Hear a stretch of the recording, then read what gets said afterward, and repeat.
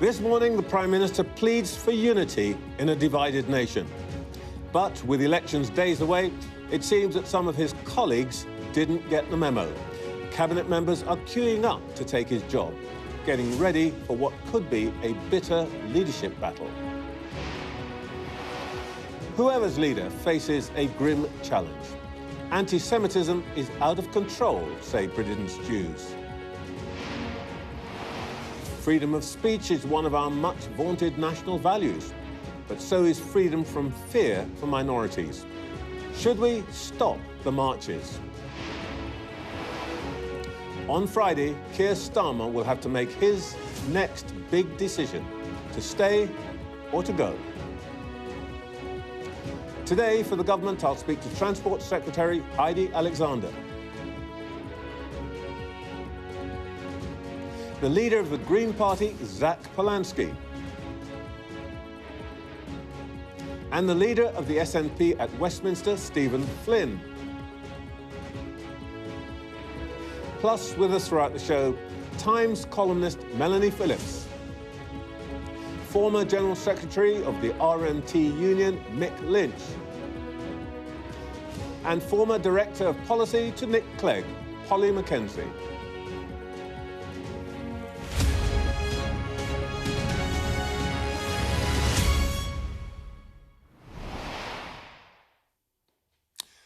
Welcome to Sunday Morning with Trevor Phillips. When my family settled in North London 75 years ago, many white people moved out of the streets where we lived. The exceptions were the Irish, poor immigrants like ourselves, and the Jews. They were often our landlords, and my parents sometimes grumbled about the rents. But they gave us homes when no one else would. And we also knew that they felt just as despised as we did. Many Jews hoped that this prejudice, centuries old, would fade with time. But 30 years ago, I co-wrote a report entitled Antisemitism, a Very Light Sleeper, a phrase coined by the Irish writer Conor Cruise O'Brien, who warned that it would be awakened again in decades to come. He was right. For example, I was stunned to learn just a few weeks ago that a survey of British university campuses found that 1 in 5 students would never want to share a home with a Jewish person.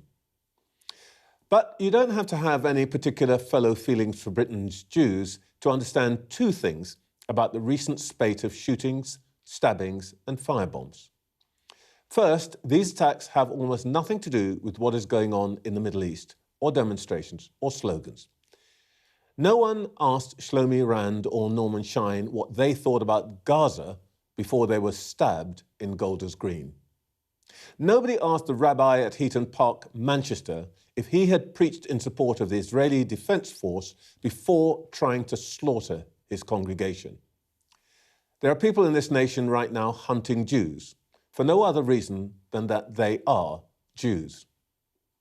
Everything else is just a way of justifying their persecution. There's a grim guessing game being played out in some Jewish households, I'm told. The family debates who among their Gentile friends would have protected them from persecution a century ago, and who would have turned their backs for fear of being ostracized themselves. The question being asked is, would they hide me? To Jewish families, more than 1,000 years of history is bleak evidence that they are right to fear that when the knock on the door comes, they will, once again, be on their own. Let's start this morning with the government. A little earlier, I spoke to the Transport Secretary. Heidi Alexander, there are people in this country who are determined to kill Jews, and only Jews. What's the government going to do about that? So can I first start by saying that an attack on the British Jewish community is an attack on all of us. It's an attack on Britain, full stop. And you will have seen the Prime Minister chairing COBRA, the emergency meeting after the awful, appalling, abhorrent events of this week. And of course, it's so tragic that is the latest in a series of attacks against the Jewish community here, whether it's been the arson attacks in London or, of course, the appalling attack on the Heaton Park synagogue in Manchester. So what we've already done is increase policing resources. We're making an investment of £58 million in improving security, upping police patrols. But that's not enough, because that is treating the symptom and not tackling the root cause. And so we have got to drive this vile ideology of anti-Semitism and the violence associated with it from our society. And that means taking action across all walks of life, rooting it out of our public services. We've changed the training, for example, in the NHS. We've got to take action in university campuses, in schools, colleges. We've launched a call for evidence this week, and we see there's a breeding ground, really, Trevor, isn't there, online as well? Before we go on to that, I want to ask you about how you're going to do all of that. But can I just ask if we maybe should start with this? I understand why you say this is an attack on all, and people say that all the time, but it's not, is it? It's an attack on Jews. And if we are going to tackle this problem, perhaps it would be good to start by being absolutely clear. This is not a rhetorical question. This is Jews being hunted by people to harm them. Not the rest of us. It's Jews who are being attacked. So I heard the chief rabbi this week also talking about the fact that all of us need to recognise... Yeah, that's about what we all need to do. I'm just asking, shouldn't we just all stop pretending that this is a sort of general thing? It's specifically attacking one group of people, and they are called Jews. So we have seen a rise in that over the last couple of months and in the last few years. And, obviously the events in the Middle East are playing out on our streets here. But that's why this government is absolutely determined to leave no stone unturned in taking the action that we have to root this evil out of our society. You've seen the Home Secretary earlier this year take a decision, for example, to ban the Al-Quds March. That's the first time in 14 years that has happened. We've also changed the law through the Policing Act that got royal assent this week to give more powers to the police to deal with cumulative impacts. I want to come to demonstration, but can I just ask you about this? What did you make of the criticism of the police by Zack Polanski, for which he's now apologised? I thought it was disgusting what he did, and absolutely abhorrent. Those police officers ran towards danger. They were armed only with a taser that they had already discharged. The guy still had a knife in his hand. They were armed with their courage and their training.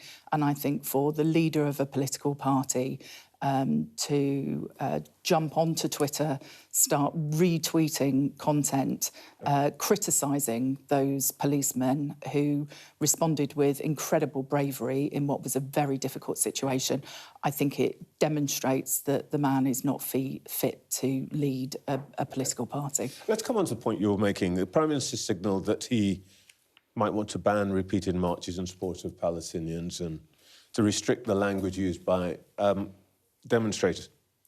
Look, maybe the law should be different, but so far no court has ruled that it's unlawful to, say, globalise the Intifada or from the river to the sea.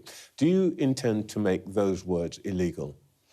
So we have actually changed the law this week to give the police more powers to deal with protests, and I listened carefully to what the Prime Minister said in his interview in the last couple of days. And one of the points I thought it was fair that he made was if people are on protests about events in the Middle East and they hear people chanting, globalise the Intifada, which, I understand for the Jewish community is about direct violence against them, that individuals on those marches have a responsibility to challenge it. And, I think it's right that the police take robust action against the use of that language. And I think that was the point that the police have to act in accordance with the law. The law currently does not say that those words are illegal. If the Prime Minister means this, then you have to make those words illegal. Are you going to make those words illegal? So the Home Secretary has instructed Lord Ken MacDonald to do a review of protests and in the UK that will be reporting back to the Home Secretary in the next couple of weeks. And so I'm sure, given the record of our Home Secretary in being willing to take the tough action that is necessary to keep everyone in our country safe, that she will be looking... Including banning speech? She will look at the recommendations of the review that Sir Ken MacDonald puts together. But banning saying certain words is on the table? So I haven't had a direct conversation with the Home Secretary about this in recent weeks, but I do know Shabana Mahmood well, and I know that she is not afraid to take tough decisions, and I think her action in banning that Al-Quds March earlier this year demonstrates that. The former head of the Equality and Human Rights Commission, Kusha Faulkner, wrote yesterday that when members of the Muslim community commit violence against Jewish people for simply being Jewish, there are no mosque visuals or prayers, no loud hailers condemning the perpetrators. To their shame and mine, Muslims in Britain, she is a Muslim, appear entirely alienated from the plight of Jews when attacked. This silence speaks volumes. Some people say that the government is shying away from identifying the disproportionate cause in the rise of anti-Semitism to which you referred earlier, and she is pointing the finger pretty directly there. Do you agree with her? Look, one of the reasons why the threat level in terms of national security was enhanced this week was because of the rise of Islamist ideology and linked to terrorist incidents and far-right linked terrorism as well. And so I heard Shabana Mahmood, a very high-profile Muslim politician, saying it's incumbent upon absolutely everyone in the country to speak out against this vile ideology of anti-Semitism, and for all of us to do absolutely everything we can to make sure that we stamp it out in all walks of life so that we don't see this appalling violence that we are seeing at the moment. All right, look, everybody pretty much thinks that you're going to take a beating in Thursday's elections. I know you'll be fighting for every vote and so on, so we don't need to go through that. But could you, without listing your many achievements, tell us why you should keep the leader you have now? So I think Keir is the best person to lead our country through the period of extreme international volatility that we are experiencing at the moment. And I don't think the public would thank us if the Labour Party turned into some sort of self-indulgent debating society when there are pockets of the world that feel like they are going to hell in a handcart at the moment. The Prime Minister at the moment is leading the efforts to reopen the Straits of Hormuz. Let's remind ourselves that 20% of the world's oil and liquefied natural gas in normal times comes through the Strait of Hormuz on shipping vessels and oil tankers. And this has a direct impact upon life in the UK. It impacts the price that people pay at the petrol pumps, the energy bills that they will be paying in the winter, the price of an airline ticket and what they pay at the supermarket. And so, look, Trevor, forgive me, but I think asking the Prime Minister to somehow reapply for his job when all of that is going on and he is entirely focused on the concerns of the British people would be the wrong thing to do. So the case is hold on to him because we live in this scary, difficult world. Do you say that the colleagues that you know are collecting signatures for potential leadership bid, registering websites and all the rest of it, are turning your party and government into a self-indulgent debating society, you said? So, look, I think those people who think that we should have a leadership election now and repeat the mistakes that the Conservative government made in churning through prime ministers probably do need to give their head a gentle wobble at the moment, because in Keir Starmer, I see someone who is determined to take what he has learnt over the last 2 years of being Prime Minister and to build a stronger and fairer country for everyone. I see someone who is determined to make sure that every time a foreign war happens, that people in the UK aren't worried about what their energy bill is going to be in the winter. I understand that. So, look, this is a serious man who wants to do the hard yards of serious government, and there are very serious international times at the moment that we are grappling with. Are you sending that message to your colleagues across the Commons, Mr Streeting, Ms Rayner, and indeed Mr Burnham?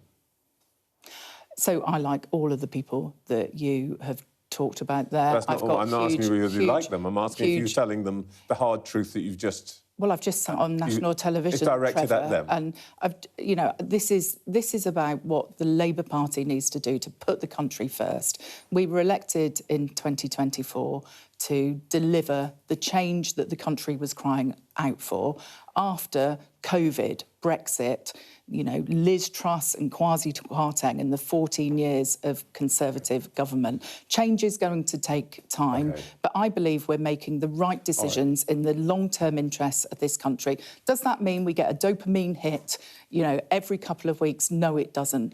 But does it mean that we are ultimately putting this country on the right path? Yes, I believe it. We are doing that. Let's talk about the job, about your actual job. We're about probably about 4 weeks away from the global oil market hitting a crunch point because of the closure of the Straits of Hormuz. And we're heading for the holiday season.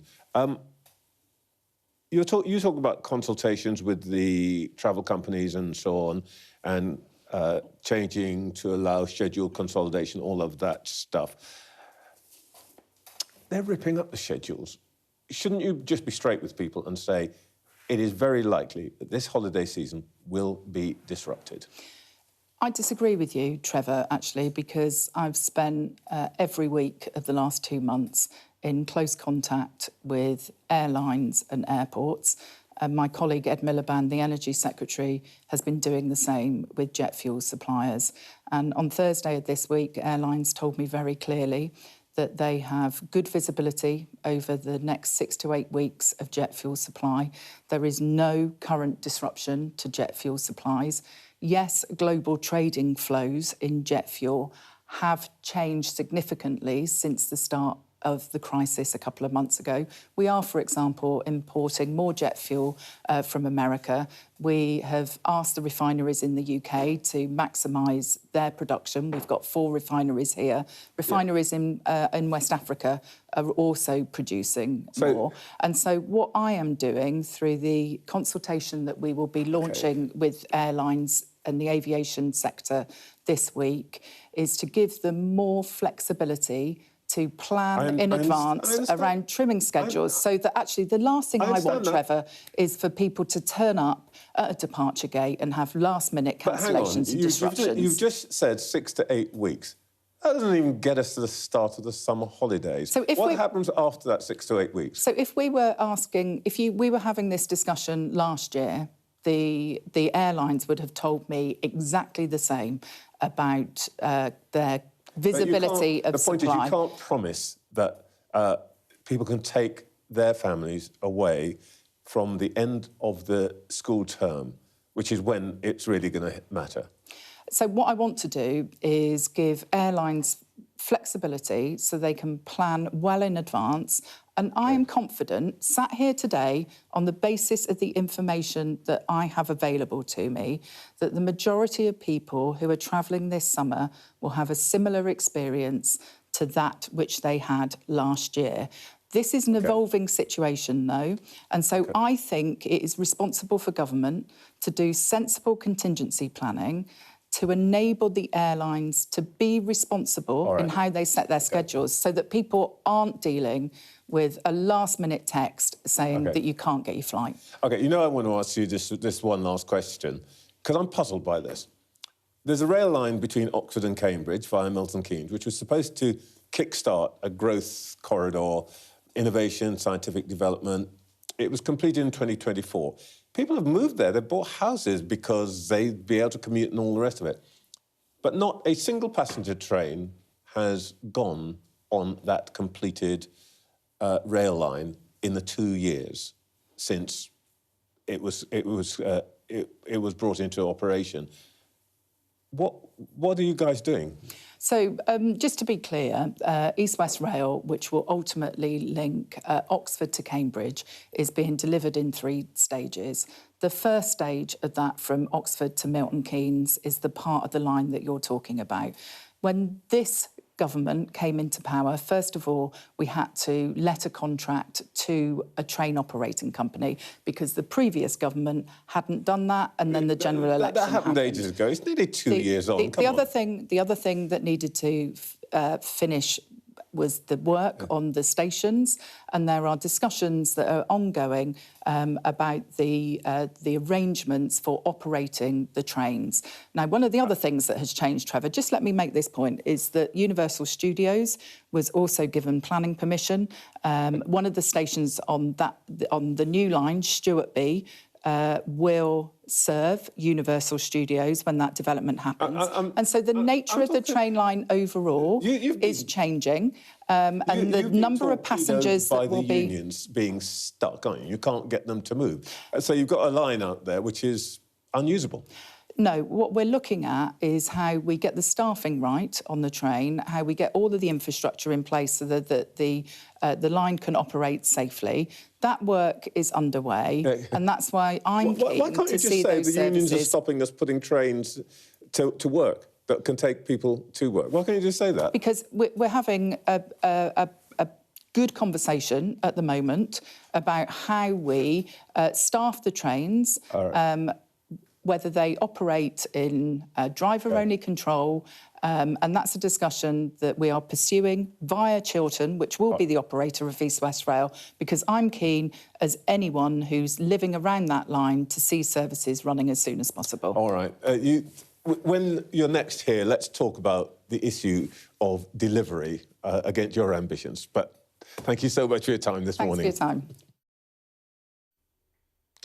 Well, let's see what our panel made of all that. We're joined all morning by the Times columnist, Melanie Phillips, the former RMT Union General Secretary, Mick Lynch, and the former Special Advisor to Nick Clegg, Polly Mackenzie. Melanie, what did you make of what Heidi Alexander had to say about the government's reaction to events in Golders Green? Well, the reaction is, I'm afraid, what we've heard with all these terrible events against the Jewish community in Britain. It's platitudes, I'm sure, genuine concern. I think Keir Starmer is a very decent man. He's married to a Jewish person. He, I'm sure, has every concern about the rise of antisemitism, which has been going on for years, well before his own watch. But I'm afraid he doesn't come up with any really satisfactory diagnosis of the problem, such as will lead to effective action. So, well, actually, let's come back to what he might do. What did you make of it, Nick? Well, I think they're responding in the way you'd expect from politicians. I'm not sure that politicians have got all the answers to this problem. The rise of anti-Semitism, as Melanie said, has been going on for a long time, and it's fuelled in some ways by conflict that's outside the boundaries of this country. It's also fuelled by, you know, some inherent prejudices, there's no doubt about that. And it's got to be contained and it's got to be eliminated, as is all discrimination and racial and religious prejudice. I don't think the idea that if you ban a particular march or ban a phrase in the English language or a sentence, you're going to get rid of anti-Semitism. So if you banned 2 or 3 key phrases, it wouldn't make all the people who are anti-Semitic non-anti-Semitic. It would just mean that that phrase has to be reformulated. So I think people are struggling, even people that are calling for these bans and prescriptions on phrases or on particular demonstrations, are struggling for an answer. We've got to come up with an answer together as communities and as citizens of the country, as well as with the politicians. But I don't think banning restrictions on marches will work. I don't think that's the solution to any religious or racial prejudice. What do you think, Polly? Everybody's saying the right thing, but is it going to make any difference? There's no question that the level of cultural change and cultural challenge that is needed to drive out anti-Semitism in this country is enormous. And I think all of us, when we see a community, our Jewish friends, our neighbours, in pain, fearful, and subjected to violence of this kind, of course, what we kind of instinctively want to do is just somehow purge all of the anti-Semitism, find a way to just make it go away. We don't actually have a kind of simple answer for what that is. I think, there are serious questions to be asked about the kind of hate speech and discourse that we permit on our streets. But in the end, that has to be applied in a way that is consistent across a number of different forms of prejudice and hate speech and kind of calls for violence. But I think we also need to get much, much deeper into how communities live and work together. We need to think about our education system. And of course, we also need to think about how we regulate social media and what the appropriate way of managing kind of algorithmic hate speech, which is driven to make money, driven by not just UK, but non-UK actors, influencing the kind of culture that our children grow up in and that our communities are exposed to. Melanie, let's just talk about the scope of what one can do here, or what politics can do here. It is quite hard to draw a line in reality, and everybody's now talking about marches and slogans and all the rest of it. It is quite hard to draw a line between that and the acts of people who are pretty clear about their ideology, or alternatively are mentally ill. I think that people are rather missing the point. When it comes to marches, free speech is obviously very important. And I think that the remarks that there are certain things which are being said and chanted on these marches which are unacceptable and might now become illegal, that's also completely beside the point. These things are already illegal. If you have thousands of people effectively chanting for the destruction of Israel and the murder of Jews, it is extremely hard even for the police to control that, let alone, as I think Heidi Alexander said, for members of the public to come forward. But I think people are missing the point about what is fueling this. Anti-Semitism is always with us, will always be with us, has been with us since the Jewish people first emerged. To that extent, it is a contagion which at best is kept down. And it's not being kept down, it has been released. And what is frightening is it has become normalised. I mean, ordinary Jews are being accused in Britain, are being accused of killing babies in Gaza. This is quite absurd. But there are things which I think are not fully understood, which is that when Mick talks about, as many people do, outside events causing these things to boil over, what's being referred to is what the Israelis are supposedly doing in Gaza. And I think it can't be exaggerated the extent to which this hatred, this murderous hatred, is being fueled by a perception of not just misdeeds by the Israelis in Gaza, but that they are absolutely demonic. If you have, as is being said by so many people, Israelis who are committing genocide, Israelis who are wantonly killing babies in Gaza, then it follows that those Israelis in this narrative are positively evil. They are really Nazis. And what do you do with people like that? You have to destroy them. And so at the very least, you're going to give license, you're going to give encouragement to people to come forward and take it out on Jews. Now, why should they take it out on British Jews? I mean, no one takes it out on Russians who are in Britain for the crimes of the Kremlin. Nick? Well, I don't think British Jews are to blame for the actions of the Israeli government and the Israeli Defence Forces. Thousands of people have been killed in Gaza. Hundreds of people are being killed in the West Bank. That is separate, but it does affect, we can't deny it affects the levels of anti-Semitism and the actions of certain individuals. There is a fuel from that affects people's already and pre-existing prejudice. That prejudice is there, and it's sometimes fanned by other events. Now, most people that have been on those marches, and I've been on some of those marches, the Palestine Solidarity campaigns, I haven't heard these phrases being chanted. I accept they have been chanted, but most people are on those marches because they want the war to stop.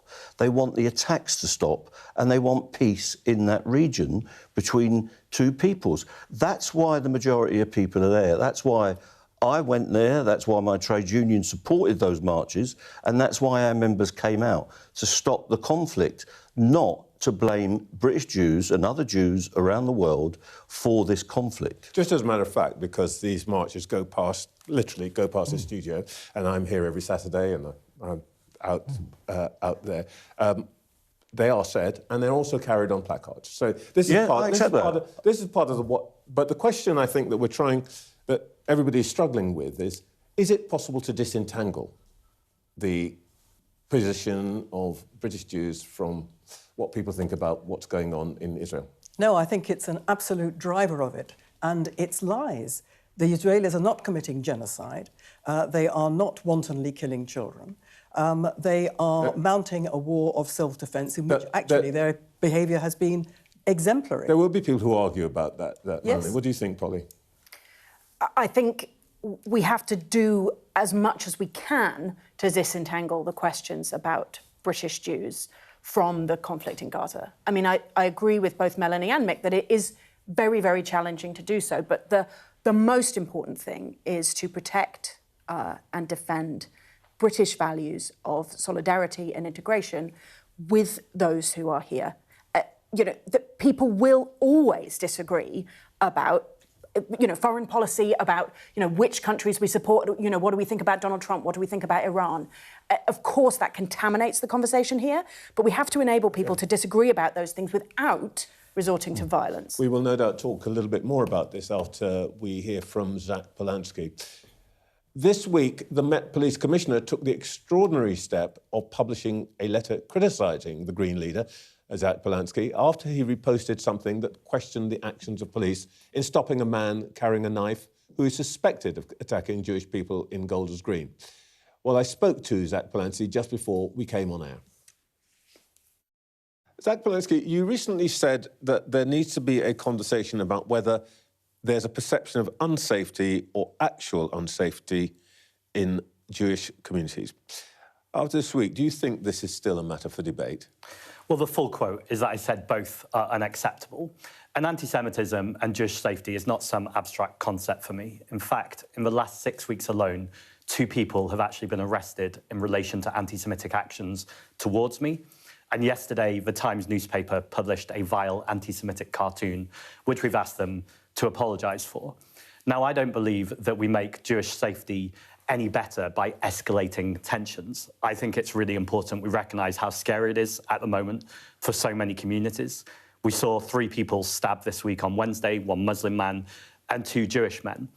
And I think it's important that we all work as leaders to de-escalate tensions, to bring communities together, recognise the work of interfaith groups and also non-faith groups as well. That is a nicely political answer, but it's not the answer to the question I asked you.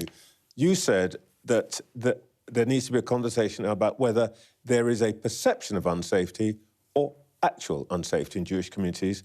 Let me ask you again, do you still think that is a matter for debate? As I say... Is it a matter for a conversation? Or do you accept that actually there's not a perception, there is actual unsafety? Well, I think the conversation is rolling out right now. I definitely think there's unsafety for Jewish people, and I never said there wasn't. I said both were unacceptable. No, what you said is there needs to be a conversation. I looked at your words. Right. Which suggests that you think that there's a choice and that perhaps some people might be thinking that there's a problem, but there isn't really a problem. So you're telling me this morning that's not in question. You accept that there is actual unsafety, and that's what's going to be tackled. What I said was spot on. There are times when Jewish people, including myself, are actively unsafe. That's clearly very true, and it's always been true. There's also times where we hear marches, Palestinian marches, that I, as a Jewish person, walk on, where Jewish people say that makes them feel unsafe. Now, I don't think that actually makes them unsafe, clearly, because I'm a Jewish person who is on that march. So I think it's about having a conversation about how do we ensure that Jewish people are safe and Jewish people feel safe at times when they may perceive themselves to be unsafe. Oh, that's interesting. So these marches where many Jewish people, frankly, most Jewish people that you or I would meet, say that they feel it makes them unsafe. Let me put a, if like, thought experiment to you. Imagine you are talking to Shlomi Rand or Norman Shine, the two men who were stabbed in Golders Green. How do you persuade them that what happened to them was somehow kind of in their imaginations? I mean, you've got to be clear about this. You can't have it both ways. Either there is something real here, or you're saying that some Jewish people are not making it up, but they're imagining something that is real that isn't real.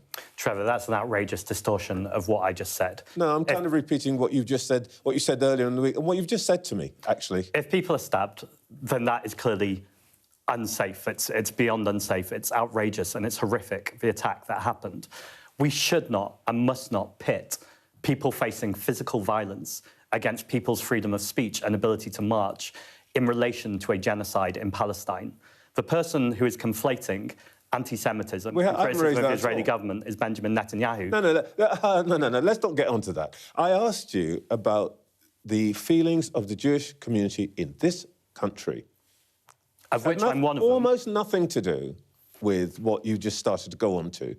And you seem still unsure whether you believe Jews in Britain are unsafe or whether you think, actually, it's not as bad as some people are making it out. That's not what I said at all, and that's not what I said last week. I said there are people who are unsafe, Jewish people, and that's clearly true. There are also people who feel like the marches are hate marches. I'm saying as a Jewish person who marches with many Jewish people against the occupation in Palestine, when people say that makes them feel unsafe, that's a distortion of what the march is. OK, so you would reject the Macpherson inquiry, Stephen Lawrence inquiry, definition of a hate crime as a crime, an incident where either the victim or anybody else who happens to be there perceives it to be a crime motivated by hatred, because there are thousands and thousands of Jews in this city, London, who think that those marches that you're saying you don't feel intimidated by, they think these are hate marches. So you're saying that the Macpherson inquiry, the Macpherson definition, which is what the government stands behind and which police operate today, that's wrong. Well, as I repeat, as a Jewish person, I march with many Jewish people on those marches. Now, there are already laws to deal with... But you're not all Jews. I'm just saying that currently the policy is... But why is my Jewish identity being erased from this conversation? No, I'm not erasing it. So many people on those marches. Don't try that one on me. My point is that currently the policy is that if somebody believes that an incident is a hate crime, whether they are a victim or not, it is recorded as such by the police. It is regarded as such by the courts. What you are saying is because you don't think it's a hate crime, it shouldn't be.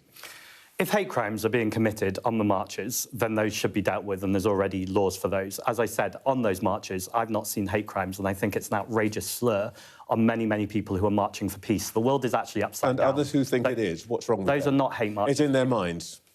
Well, I think if they've not seen evidence of them being hate marches, then I think, yes, that is a perception issue.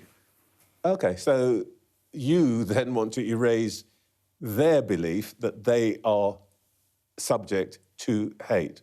That's their perception is also their reality. Well, I think we need to deal in evidence and data. So where there has been anti-Semitism, there's laws to deal with that, and that should be dealt with.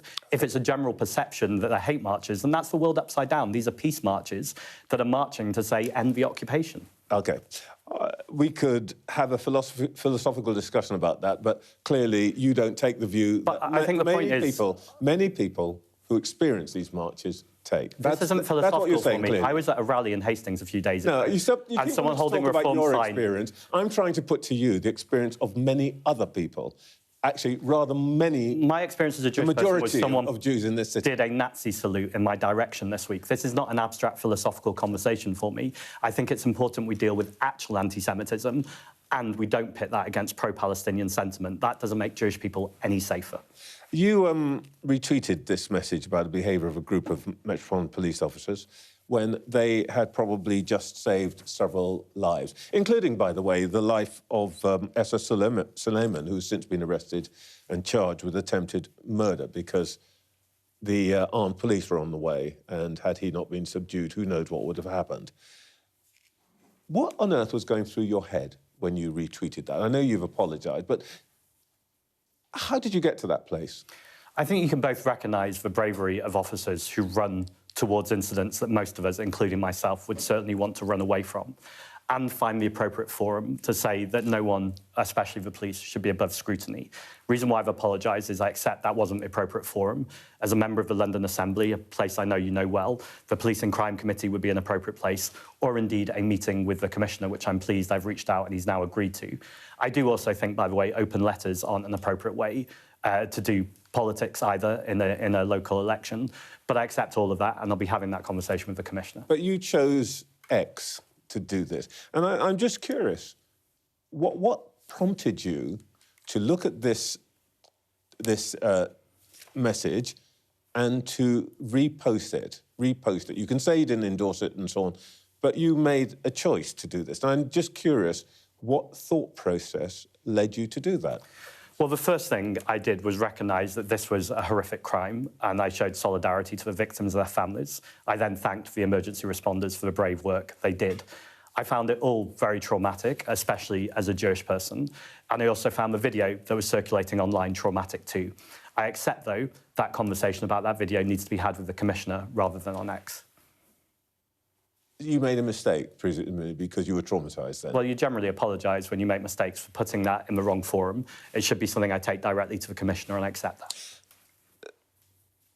Were you trying to reframe this as a case of police brutality so we didn't have the debate that is going to have to take place about this being a straightforward case of anti-Semitism with no political defence to it? No. It's still very hard, then, to understand why you felt you had to intervene with some random tweet. Well, the Commissioner was... Let me just add one thing. It's hard to understand it in any other way, given that your own party has some trouble with anti-Semitism. 2 of your candidates have been arrested this week. Is it the case that you basically wanted this not to be about anti-Semitism, but let's make it about the police? I've already said no. It's also important to point out that a Muslim man was stabbed as well as 2 Jewish men, and that seems to have not been in the news coverage. The Commissioner as well, in this very studio, accepted that this was an unusual use of police force within this incident. Now, I think there's a conversation that he's had about... I don't think he did accept it as an unusual use. He said it was unusual. That was what he said in the... He said the incident was unusual, but I don't think it was an unusual use of force in the context. He said the response was unusual, and that's a conversation I want to have with the Commissioner.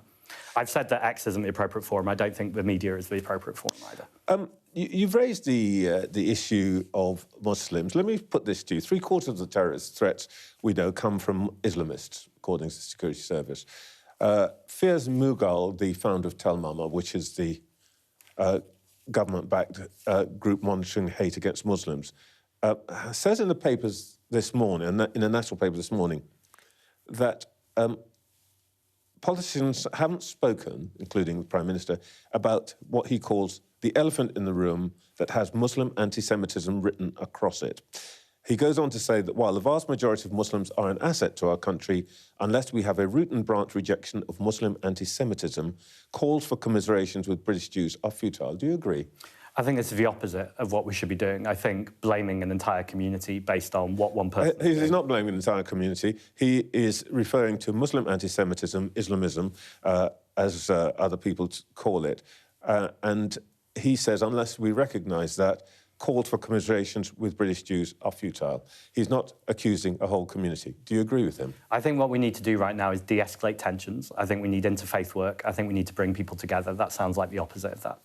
Former head of the Equality and Human Rights Commission wrote yesterday the following: when members of the Muslim community commit violence against Jewish people for simply being Jewish, there are no mosque vigils or prayers, no loud hailers condemning perpetrators. To their shame and mine, Muslims in Britain appear entirely alienated from the plight of Jews when attacked. This silence speaks volumes. Do you understand her anger? She is a Muslim. I think those are inflammatory comments. I think some of the work that I'm proudest of when I see in London is when imams and rabbis stand together side by side and say that attack on one is an attack on all, and together Jewish and Muslim people will stand in solidarity. I think that's the sort of leadership that we need right now, people standing up and working together in unity, not reaping further division. So the points of view of two prominent Muslims, from your point of view, are just inflammatory because what, they're not your kind of Muslim? They can be as prominent as they want. I can still disagree with them.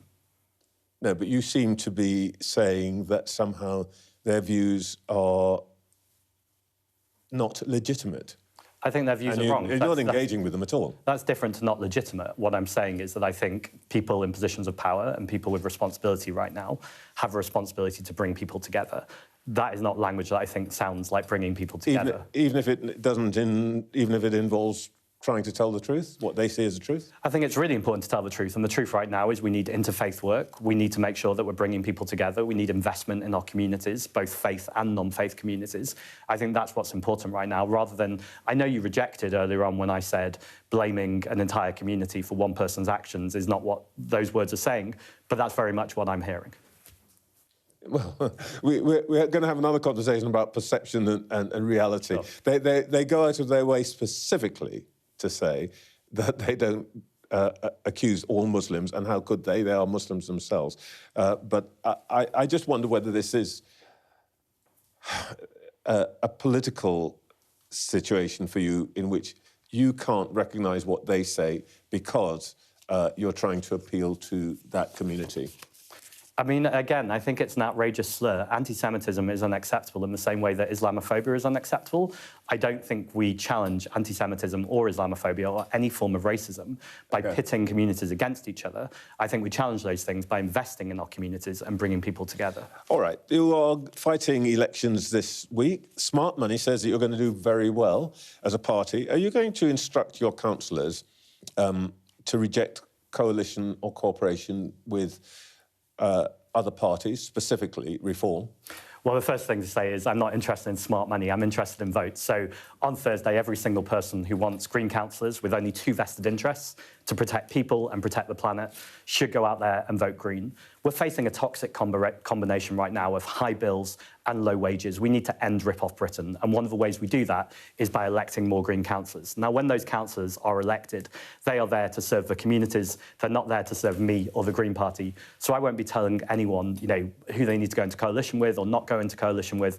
That's ultimately a matter between the councillors and their local community. I would be very surprised, though, and I would be bothered to see anyone going into coalition with Reform, and I don't expect to see that happening. Oh, and you'd be bothered because? I think Reform offer a politics that's divisive. I think that it's toxic, and I think it's the opposite of everything that the Green Party represents. And I can't imagine any councillor or council wanting to work with the Reform Party. At the same time, it's an important principle that we are not a top-down party. It's up to those councillors to make their decisions. But as I say, I can't imagine any scenario where you'd see the Green Party and Reform working together. Let's talk a little bit, if we may, before we end, about what kind of party you are. People used to think of the Green Party as conservationist and mocked Greens for being, you know, knit your own yoghurt and so on. Nobody's going to say that these days. Still like to knit some yoghurt. OK, fair enough. I'll come round for that. What's the first thing you're going to ask your councillors to do on Monday? Are you going to turn to the traditional Green issues? Are you going to, for example, ask them to ensure they're not spending any money on anything that would benefit Israel? Well, the first thing to do is make sure we're protecting people's public services. As I said, people are really struggling right now. As Hannah Spencer, the MP for Gorton and Denton, where we took on the billionaire donors, and the Green Party won. The day she won, she said, working hard used to get you something, and now it doesn't get you the holiday, it doesn't get you what you feel like you deserve. And I think it's so important that Green councillors on day one are making sure they're protecting people's public services, actually representing the communities, and changing politics so people can believe and trust again. Far too many people feel like politicians are so distant from them, as opposed to out there batting for them every single day. That's so interesting, because in that answer, no reference to hedgerows, small animals, even sewage in the water. Well, they're all part of the public services. Have the Greens become more Corbynista now than conservationist? Well, inequality affects everything, and ultimately the climate crisis is a crisis of inequality because corporations who destroy our environment are also destroying our democracy and our communities too. And so the Green Party is ultimately there to make sure that we protect our planet and our environment, and it's there to make sure we tackle inequality. The 50 wealthiest families in this country own more wealth than 34 million people. That's unsustainable. The government say there's no money left. There's plenty of money. It needs to be in our communities, both for the environment and for the people we seek to serve. Zack Polanski, thank you very much for your time this morning. Right, let's go back to Melanie, Mick and Polly. Polly, reaction to Zack Polanski? There's something that I like about what he's saying, which is that at a time of crisis, what we need to do is invest in interfaith work in our communities, in bringing people together. I think what he's missing, though, is the liberal case for the intolerance of illiberalism. And so just as a white person like me might condemn white nationalism, in all cases, but white nationalist anti-Semitism, that it's entirely reasonable for Muslim leaders, like the two that you quoted, to want to call out Muslim anti-Semitism, and that actually those who believe in solidarity and interfaith work and community engagement absolutely must push to the sides and reject intolerance of all kinds, no matter who it comes from. Mick? Well, I think he's got to be more direct in his answers. On the police situation in Golders Green, he should have just apologised for that outright and said, I got it wrong, and not prevaricate. Most people watching that footage would have congratulated those police officers and the community there that assisted them and would say, job well done. That's what he should be saying. As you said, it prevented that escalating into a situation where there could have been more deaths, even for the perpetrator. So he's got to be more direct. I think his answers about going into coalition with Reform... Let's come to that in a moment. Were a bit odd, to be honest. Because that's all about what the Greens are like. Yeah.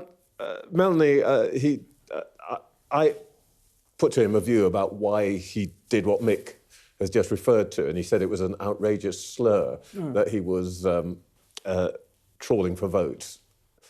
Should I apologise to Zack Polanski? Absolutely not. I think he is a menace to public safety, and his remarks to you were absolutely despicable. I counted at least 6 references to the fact that he was Jewish. He is using his Jewish ancestry as a shield to protect him from what he's doing. He himself is inciting hatred. Again, in his interview with you, he repeated the canard that the Israelis are committing genocide. Now, that is false. It is inciting hatred, because if people are committing genocide, you have to destroy them. He also has not... It is fair to say people are allowed to come on television and express that view if they believe it. That's for people who run television to decide those parameters. Well, certainly in this studio, people are allowed to say things that are lawful. Well, whatever you think about them. Fine. But nevertheless, he is presiding over a party which is riddled with anti-Semites. He is presiding over a party in which two candidates have been arrested for inciting racial hatred. Other candidates have called Jews cockroaches, have said that... Wait, we can't talk about individual candidates because of the... I'm talking about the remarks that have been made by his party. Okay. And also he refuses, as Polly has said, he refuses to even acknowledge, let alone discuss, let alone deal with the issue of Muslim anti-Semitism, which is a key driver in what we're facing. It's not that all Muslims are bad people, most are not. But nevertheless, as Fiaz Mughal has said, there is an enormous elephant in the room, which is Muslim anti-Semitism. But it's too much to say that Zack Polanski is inciting hatred and anti-Semitism. He's not doing that. He's seeking to find a way where he can be an agent for peace, in my opinion. But he's not inciting any hatred against Jews. I've never seen him do that, and he didn't do that in this interview. Peace? If you accuse people because he believes in peace, and he believes that the Israeli state has committed mass murder in Gaza and is facilitating the murder of hundreds of people on the West Bank. But it's a lie. I believe that's true as well. But it's a lie. It isn't a lie. I'm not believing a lie. Yes, OK, we're not going to settle that this morning. I would like to return to something, I suppose, much more mundane. I'll to you, Polly. I'm very interested in what the new Green Party, the Polanski Green Party, is really about. And to be honest, I was genuinely surprised when I asked him about, what their platform was. And he didn't mention what I would regard as any of the traditional Green issues. The line he used, which struck me most, was that the climate crisis is an inequality crisis. Because it's not really. It's certainly true that climate change, if it is allowed to continue and kind of change the whole world, will absolutely have massively unequal effects. The poor and developing countries will be affected the most. But it's caused by carbon emissions rather than, bundling it up. And my concern is when you turn everything into the omni-cause, that environmentalism and inequality and capitalism and gay rights are all somehow the same thing, you end up actually not being able to be clear about your priorities. You end up saying that nothing should change until everything changes, and not really addressing what, for me, is kind of the generational challenge of our time, which is climate change, which must be stopped using, frankly, a whole range of different levers, including markets, to do it. If you turn the Green Party into the Socialist Workers' Party, I think we're really in trouble. Mick, this is what people now call left populism, which people identified with you, actually. Is he doing it well? Well, a lot of what he says is appealing to people, and it's plucked from an agenda from Corbyn, as you're right, and a lot of what Corbyn said was appealing to people on the left. But what I think he is lacking, and I agree with Polly, is the heft of being an experienced mass party, which is why somebody like me would still believe in a Labour movement. I think that policy should be derived from organised Labour on the left, and it should be responsible, and it should look to change society in a way that is, evolving permanently. That's why we need a long period of Labour government. We might get into that later. Okay. But it's not just picking out individual causes and individual moments to say this is a political programme. Right. You need a political programme that reaches down into all the causes and all the areas of the economy and society. OK, let's breathe. Next, we'll hear from the SNP's Steven Flynn.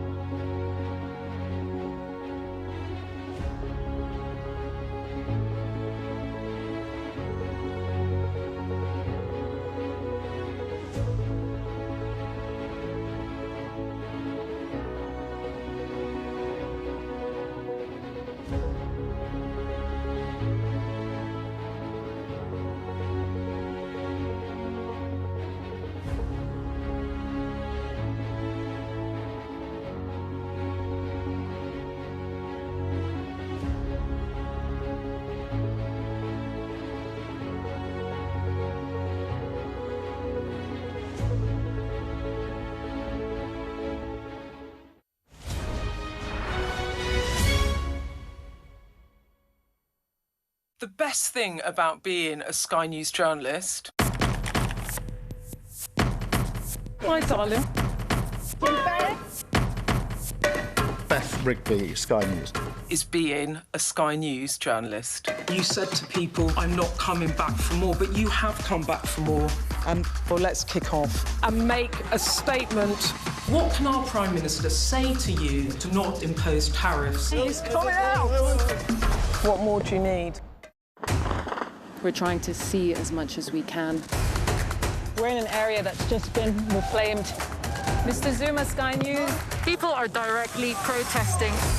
The whole neighbourhood has rallied around her.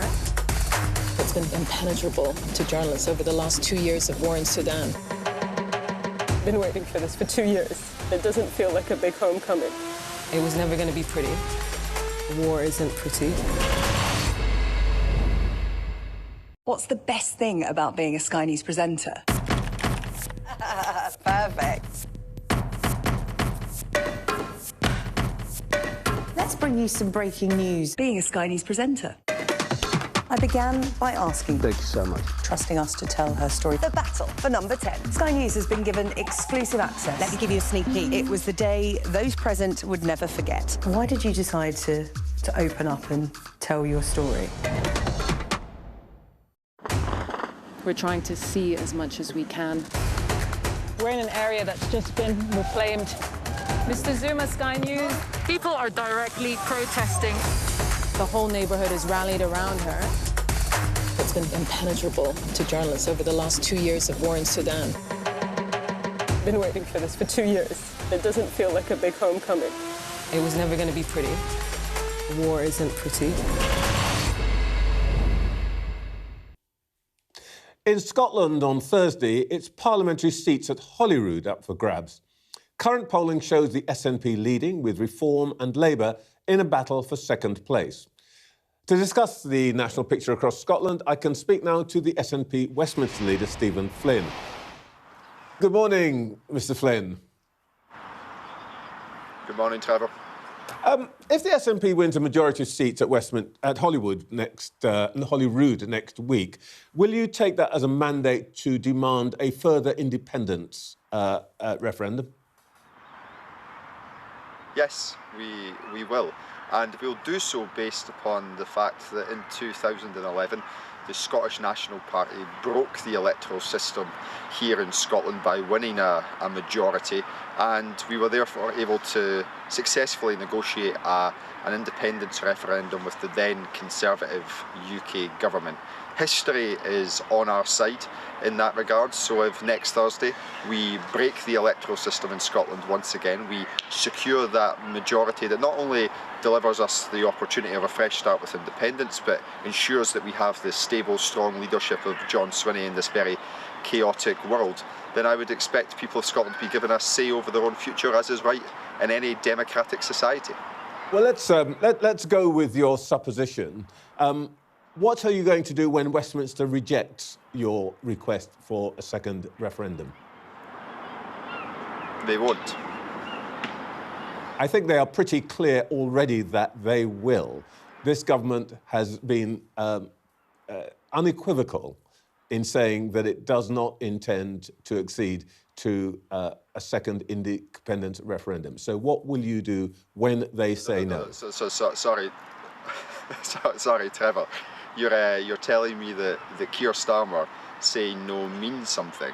Keir Starmer's not going to be in office come the end of next week, or maybe he might survive for a few weeks after, but there's going to be a constitutional shock on these Isles next Thursday when the Scottish National Party hopefully win in Scotland, Plaid Cymru hopefully win in Wales as well.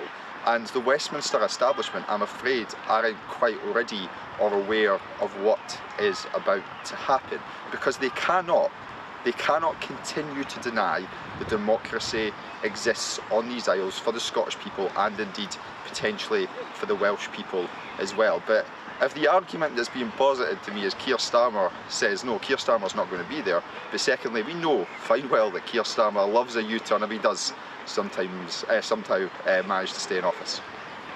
All right, OK. It is entirely plausible, if we follow your logic, that, and as John Swinney said to us when we interviewed him in Edinburgh a few weeks back, that by next Sunday there will be separatist administrations in Belfast, Cardiff and Edinburgh.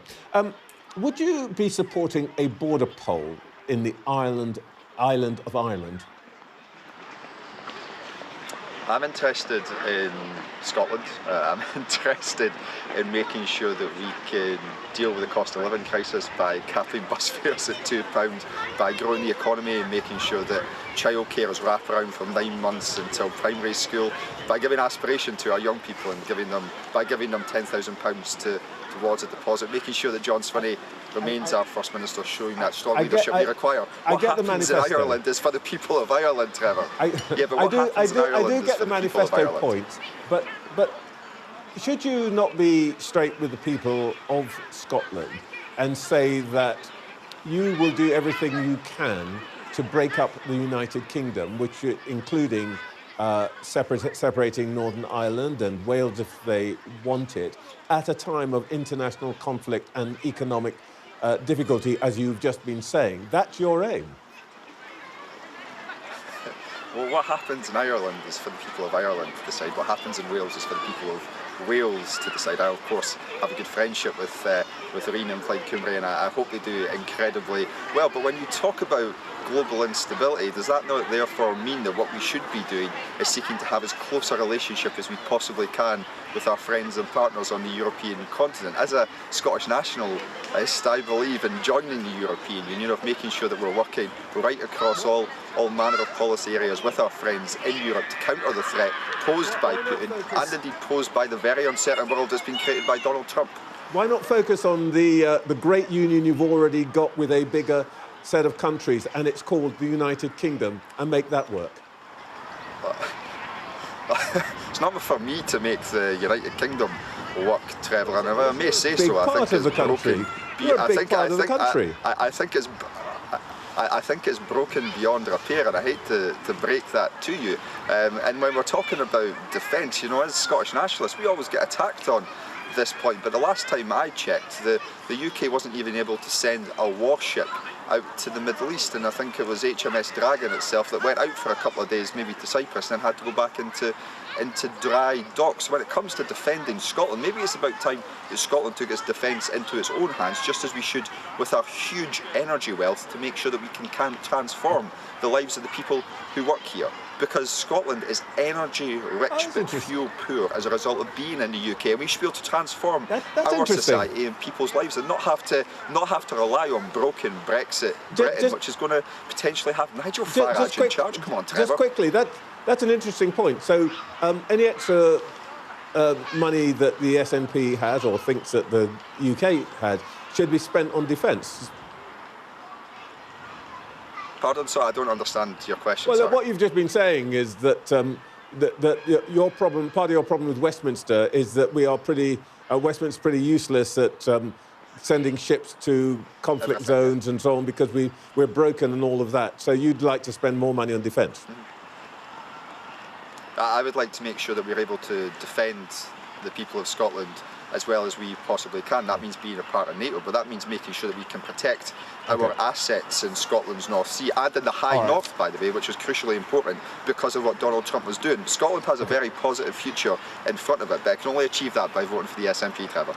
Well, if you're voting for the SNP, by the way, next week, and if I may put this very briefly to you, you're voting for an administration that saw a biologically male prisoner who arrested and charged for assaulting a woman in the women's wing of a Scottish prison, put there by your administration, especially in the context of the Isla Brighton case, where a double rapist was located in a women's prison. So you're asking people to vote for biological male to be put in women's prisons next Thursday. That's OK?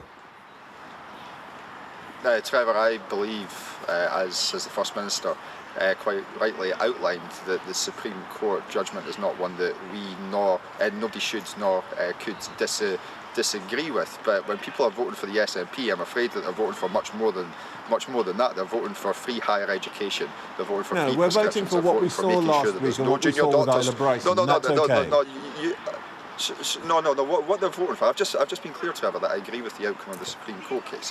What I'm saying to you is that people in Scotland get to vote for much more than that. They get to vote for no university tuitions, no prescriptions. They get to vote for £2 free bus travel. They get to vote for a whole manner of things which improve their lives in a cost of living crisis. In contrast to the broken Brexit Britain that you and so many others appear to love. I'm so sorry to interrupt you, but we do have to move on. But thank you so much for your time this morning, Steven Flynn. Thank you, Trevor. In just a moment, how are the parties polling ahead of those elections next week?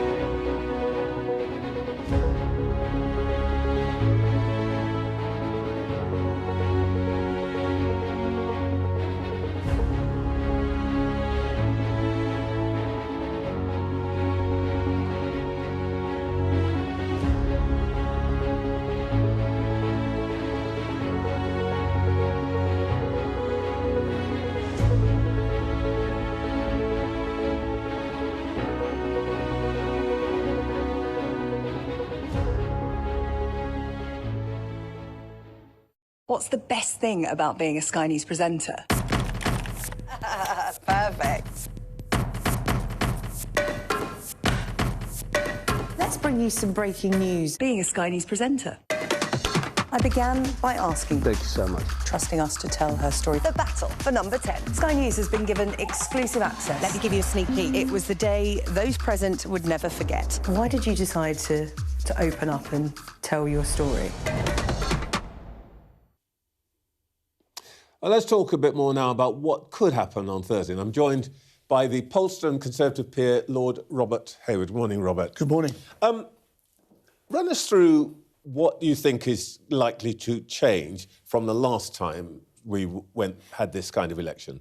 Historically, we've had two major parties in England with a third party, the Liberal Democrats. What we are seeing now is a very dramatic change, that we've got Reform on one side, the Greens on the other. We, in effect, have multi-party politics in a way that we've never witnessed in England before. Well, let's see what that's going to do to the individual parties. We've got a chart up here. The Tories and Labour in decline? Completely. There's no question about it. They've declined very rapidly. We don't know whether it's permanent, but it's quite definitely clear by the chart that you just had up. And let's have a look at where those votes have gone. Well, we can see Reform wasn't there in the previous two iterations of this, but they've suddenly jumped onto the chart. What do you think is going on here? Is this real? Yes, it is. What we've seen is a disaffection with the legacy parties, traditional government. A large number of people on the doorstep are saying, I'm sick and tired of politics. I'm going to protest. I'm going to show dissent. And what Reform are, and Greens are in particular, is parties of dissent. But people are also making judgments about the policies that those parties are offering or not offering, as the case may be.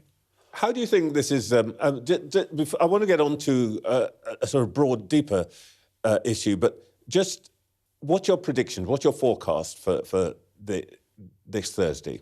On Thursday, running into Friday and Saturday, I think we're going to see Labour and Conservatives lose seats. Labour are going to lose a very large number of seats. What is a very large number? 1,850 out of the 2,500 that they're defending. The Conservatives will lose roughly 600 out of the 1,300 that they're defending. And those seats will overwhelmingly go either to Reform or to the Greens. That's interesting. By the way, Liberal Democrats not doing it much business. No, historically at local elections, they're the party that outperforms, that picks up lots of seats.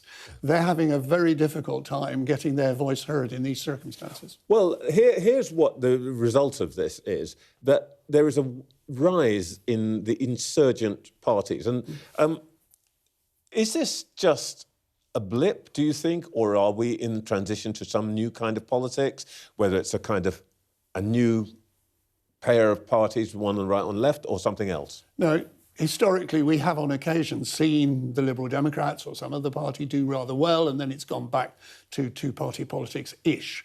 I think we are in a position now of permanent fragmentation where we are going to see multi-party politics for many years ahead. How many years? I don't know, you don't know, but certainly for a fair number of years to come. Well, this is very interesting. I mean, this is more than sort of fascinating for nerds like you and me, because it reflects on what likely governments are going to be. Because presumably you think this tells us quite a lot about what would happen at a general election. Does that mean that we have to get used to the idea of coalitions? It does up to a point. It's always dangerous to look forward a few weeks, let alone 3 years, in terms of what might happen at a general election.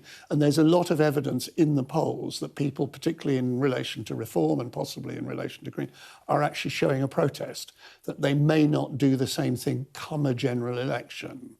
But I think we do have to address the issue of, if we see this for another year or 2 years, what are we going to see in terms of a general election and the possibility of coalitions in some form or another? Well, in fact, we're looking right now at the general election prediction, or people asked, you know, if you had to vote general election tomorrow, what would it look like? Do you expect this pattern to be sustained over the next couple of years? That's the interesting thing, because people are asked if there were a general election tomorrow. If you ask them if there is a general election in 2029, they actually give a different answer. It's quite striking. Oh, really? And this is we want to show protest now, but will we be showing protest in 2028, 2029? Different response. And we've seen Reform come off their peak, decline. That graph shows it. And that may well progress over a period of time. So it's all in the melting pot in one form or another. Oh, well, as we go forward, we'll have you back to talk about that. Robert Hayward, thank you so much for your time this morning. Thank you. In just a moment, we'll hear once again from our panel.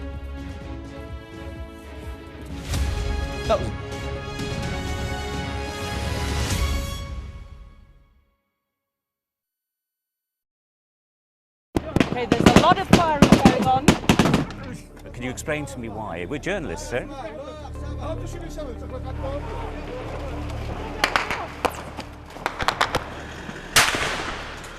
Let's go. Watch, wait. Right, we're going to get in. Right, get in. Get in. Get in. We just want to ask you a few questions about your involvement with ISIS. The next step for them quite often is getting on a boat and sailing illegally over into Europe. Es un solo procesamiento, una sola sacada. Whoa. Whoa. Oh my goodness. Whoa. Oh my goodness. If you weren't affected, you'd be a bit of a strange person. Turn off the camera. Turn around and go away. Okay, but Listen, I told you 3 times. They saw 2 guys, 2 bad people. There's an absolutely packed dinghy. That is what it's like. Sometimes you have to put in an awful lot of hard work. It's worth doing. I suppose it is what we do.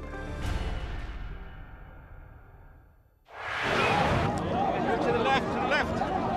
I will always remember the atmosphere at the Shanghai protests. It was an electric mix of excitement, fear, and defiance, and a sense that history was being made. Go ahead, back white jacket. Deborah Haynes from Sky News. He called you Daddy earlier. No, he did it very affectionate. Daddy, you're my daddy. Thank you. Leicester is on its knees. They've ripped the soul out of my factory and there's nothing left. It is eerily quiet. It's constantly on the brink of capacity. There's overcrowding. It's not a new thing. It's rough. There's nothing to hide. Why aren't international journalists allowed in?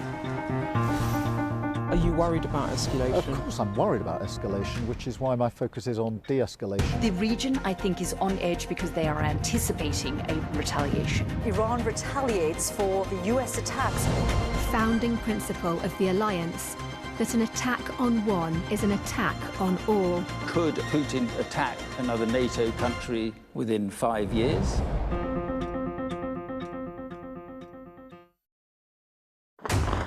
We're trying to see as much as we can. We're in an area that's just been reclaimed. Mr. Zuma, Sky News. People are directly protesting. The whole neighborhood has rallied around her. It's been impenetrable to journalists over the last 2 years of war in Sudan. I've been waiting for this for 2 years. It doesn't feel like a big homecoming. It was never going to be pretty. War isn't pretty. What's the best thing about being a Sky News presenter? Perfect. Let's bring you some breaking news. Being a Sky News presenter.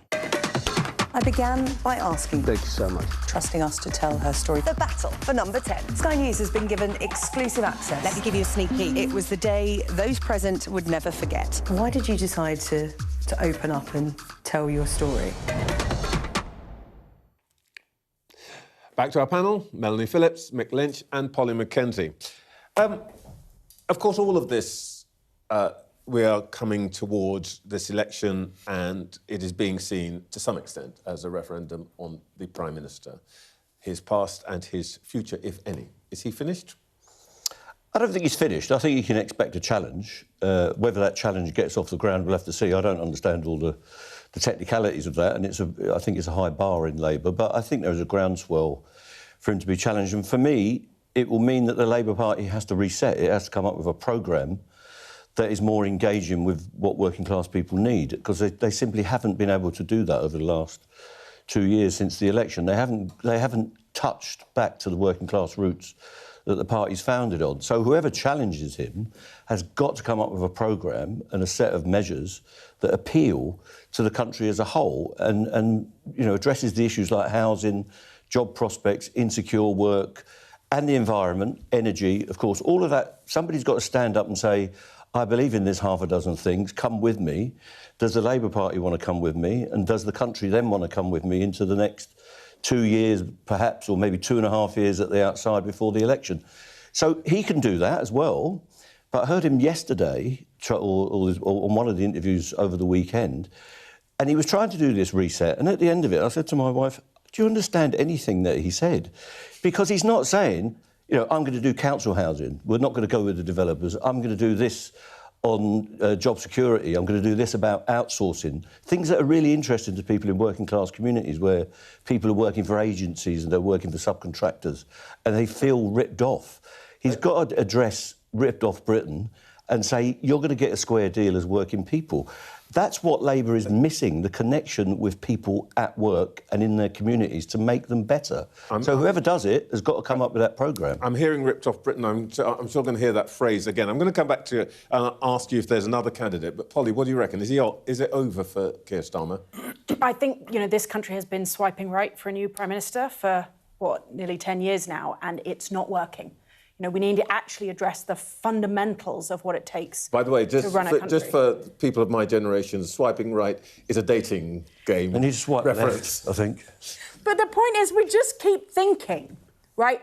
Oh, all we need is a new person at the top, and all the problems will go away. Yeah, so you need a programme. Right? That's what you need. You need a programme, but you also need voters as well to engage with the complexity of change, the timelines for delivery, and we need actually our politics, including our media, to be much more serious about the difficult conversations. For example, immigration has fallen from 800,000 a year, massive, to about 100,000 a year, much less. You barely hear that discussed in the media, let alone the consequences of that, which means it's really hard for politicians to have serious conversations with the voters. Melanie. Well, his party may get rid of him, but I think what may save him is that they can't agree on a replacement.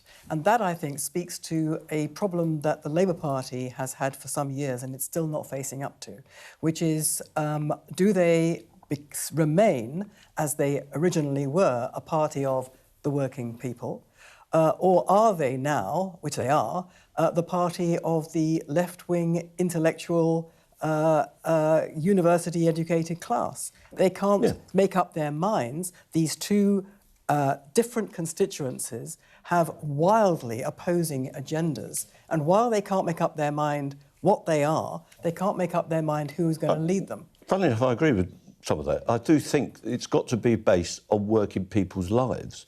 And that is a real problem. And to use the old term, it's got to be a class-based politics. That's not saying you're hostile to everyone that's not working class, but if there are problems that are based around poverty, you have to turn your attention to the fact that there are a lot of poor people, there are a lot of people in work who are not satisfied with what's going on in the country. And Labour politicians have to turn to working people and say, we are your party and we're going to change your prospects for the future. And they're simply not doing that by being engaged in some of the debates over the last 10 or 15 years. That's all the time that we've got today, but we end with an answer to Prime Minister's plea for unity. Melanie and Mick agreeing. It's a marriage made We'll be back next week, 8:30 in the morning.